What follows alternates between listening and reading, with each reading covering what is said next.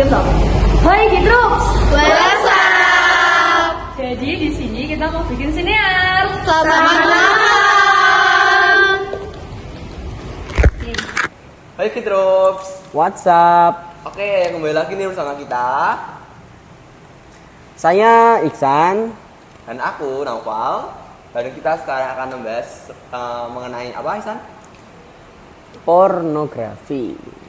Oke, jadi gimana nih pandangan kamu terkait pornografi? Pandangan saya itu pornografi itu cenderung ke yang negatif ya. Terus apa ya? Coba lanjutin. Kayak hal-hal yang negatif yang berbau dengan seksualitas gitu kan ya? Iya benar banget. Oke, ngomong-ngomong pornografi kan pasti ada hubungannya sama PMO ini. Mm-mm. Mungkin bisa dibilang ini bisa agak apa ya, tabu ya dibilangnya ya. Iya. Tetapi kita nggak bahas pornografi yang secara ya hal seperti ini kita justru cenderung ke pendidikan gitu ya. justru diperlukan untuk ranah pendidikan kayak Iya. edukasi seksual, bahwasanya hal-hal seperti ini itu tidak tabu untuk dibicarakan. Iya benar. Terkait dengan PMO itu gimana menurut pandangan agama? Kalau pandangan agama Islam itu menurut 4 mazhab itu diharamkan karena itu tidak sesuai dengan perintah Allah yaitu menikah. Oh, beda-beda toh? Sama semua hukumnya berarti saya mazhab. Pas itu aku pernah baca katanya beda-beda hukumnya, ada yang memakruhkan, Iya. ada yang tidak memberikan hukum, bahkan ada yang mengharamkan juga. Baca di mana kamu? Lupa aku. Tapi saya juga baca 4 ulama ini bersepakat untuk mengharamkan, tetapi boleh bila kondisi darurat. Itu. Oke, kita lagi ngomongin itu kan M-nya kan. Ya oke. Iya. Kalau dalam kondisi yang di apa tadi darurat itu gimana? Ya kayak menghindari zina gitu, boleh. Berarti ketika sampai pada puncaknya gitu ya, puncak apa sih? Hah? Ya Allah, ya. Oke. Dan apakah mungkin agama memiliki tips-tips terkait untuk ketika seorang itu mengalami Ya, ada. apa ya? Apa sih namanya kayak ketika hawa nafsunya itu meningkat, itu gimana? Kalau dalam pandangan agama itu kita dianjurkan untuk berpuasa atau tidak menikah untuk Tidak menikah. atau tidak kita menikah gitu loh, kita menikah untuk menghindari zina. Kalau udah mampu ya menikah, kalau belum mampu ya puasa gitu. Terus apa lagi ya? Tentang pandangan dalam sisi kedokteran deh sekarang. Masturbasi itu gimana?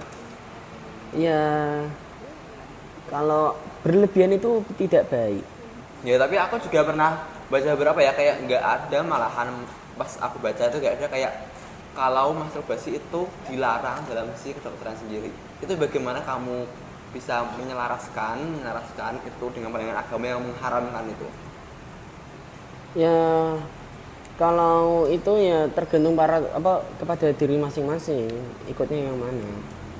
Kalau imannya kuat ya mesti ikutnya agama. Kalau ada masalah kesehatan atau memang ada penyakit harus dikeluarkan dengan cara seperti itu ya mungkin nggak apa. Oke, berarti tentang tadi kalau dalam sisi kedokteran itu apa ya? Tidak ada larangan. Tidak, ya. Tapi dengan frekuensi yang masih tetap nggak berlebihan gitu frekuensinya. Iya benar. Dan malahan ya, aku kok cari-cari itu nggak ada kayak frekuensi yang dianjurkan sih, frekuensi normal umum yang dilakukan oleh pria ketika masturbasi itu. Kalau berlebihan itu nggak boleh ya. Kalau kita berlebihan itu kita malah merusak diri kita sendiri. Iya, mungkin berlebihan itu patokannya itu gimana? Berlebihan itu patokannya gimana? Patokannya tuh kayak kita ngelakuin setiap hari gitu. Tapi pasti kamu pernah baca katanya setiap orang memiliki preferensi masing-masing terhadap perilaku masturbasi tersebut. Katanya gitu. Itu gimana? Kalau itu aku nggak pernah bacanya. Jadi kalau menurut kamu nih, berlebihan dalam masturbasi itu ketika dilakukan setiap hari? Ya jelas. Oke. Dan mungkin tentang PMO lagi nih. Menurut Dampak buruknya. Ya, Kalau tentang apa dalam sudut pandang sisi kesehatan, kalau dilakukan secara berlebihan itu tidak baik, itu dapat merusak otak bagian depan sini ya. ya prefrontal cortex. Ya Itu sih. itu bisa menurunkan kreativitas, terus dopamin kita meningkat, dopamin yang berbahaya yang berkepanjangannya ya. Terus energi kita terkuras karena kita memproduksi spermatogenesis ya. Nggak tahu juga sebenarnya. ya, ya begitu. Oh ya, tentang orang nih, dia mungkin udah menginjak remaja, tapi dia itu kayak belum mengalami mimpi basah, itu gimana? Itu hormon tiap orang tuh beda-beda ya. Mungkin ada yang udah mimpi basah ketika kelas 6 SD, mungkin ada yang baru mimpi basah kelas 2 SMP. Hormon setiap orang-orang tuh berbeda gitu. Oke, dan ngomong-ngomong nih, buat yang suka olahraga nih, kan katanya olahraga itu meningkatkan hormon testosteron pada laki-laki. Yang Iya. hormon itu juga memiliki hubungan dengan hawa nafsu, Iya. ya kan? Nah terus apakah ada nih kayak apa ya, rasa-rasa kayak gitu ketika habis olahraga atau gimana? Ya sedikit. Ya tetapi kita harus menahan ya kalau kita berpegang teguh iman agama gitu. Oke. Terus apa lagi ya? Dampak buruk sudut pandang masyarakat. Dalam sudut pandang masyarakat gimana? Ya, Kayak mungkin menurutku ya, malah masyarakat itu akan nggak begitu mengetahui ya kalau orang itu kesana atau tidak. Malah kalau justru orang itu sendiri yang mengekspos dirinya, kayak mungkin pikirannya terlalu terjerumus ke sana, arahnya ke sana. Maka dari itu menurut definisiku sendiri itu orang yang berlebihan ketika pondok PMO itu ketika hal-hal keseharian itu dikaitkan dengan pornografi, itu akan membuat atensi buruk oleh masyarakat. tapi aku punya opini ku sendiri sih.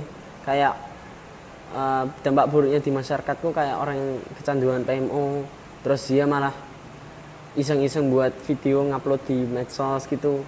Itu kan bisa berpengaruh buruk kepada masyarakat, kayak masyarakat tuh ngelihat dia terus mengolok-olok dia. Itu opiniku sih. Oh, terus tentang katanya masyarakat nih, artinya orang yang kecanduan PMO itu bakal nggak percaya diri, nggak pede. Iya, bener Terus banget. mungkin ingatannya agak terganggu. Iya, atau itu gimana, benar itu gimana? banget. Ya itu benar banget sih, karena berlebihan ya itu ya. Gitu. Hai Gitrux. WhatsApp. Terima kasih ya udah menonton sinar kami. See you